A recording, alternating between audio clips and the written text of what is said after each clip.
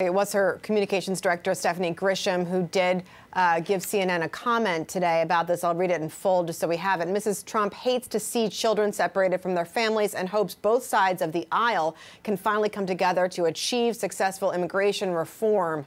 She believes we need to be a country that follows all laws, but also a country that governs with heart. So like you said, it doesn't deviate too much from what the president himself is saying. She's clearly noting that this is a partisan issue, there's both sides of the aisle. However, she does tend to be the more compassionate voice of this administration, and it is unusual for her to weigh in on policy issues. She certainly doesn't have to. However, having made helping children and her Be Best policy the real essence and crux of her First Lady platform, it seems appropriate that she does at least say something. This is why we reached out to her, and this is the response via her office. But, you know, it's those last few words that particularly stand out: govern with heart.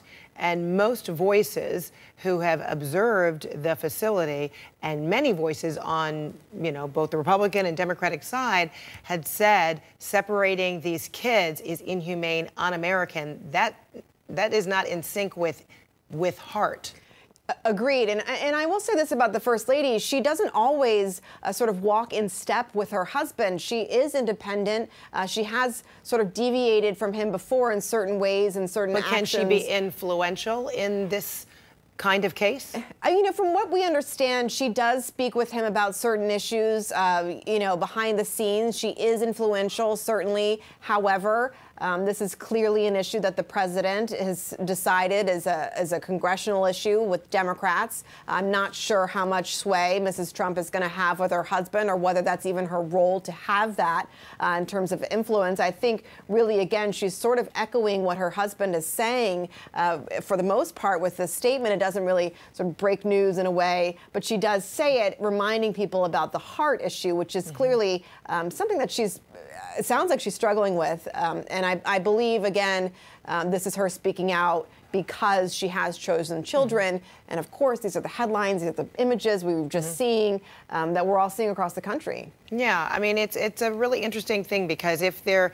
I mean, you said that, you know, she most likely is struggling with this. This is the First Lady who has advocated for children and, you know, publicly said these are the things that she is pushing for, you know, anti-bullying, helping kids, helping to uplift kids. She's a mother of this, you know, son, Barron, what, 11, 12 years old. Yes, the president is a father, you know, as well. And you heard from one of the lawmakers on the border there talking about, on this Father's Day, a challenge to the president. You're a father, you know, challenging his compassion.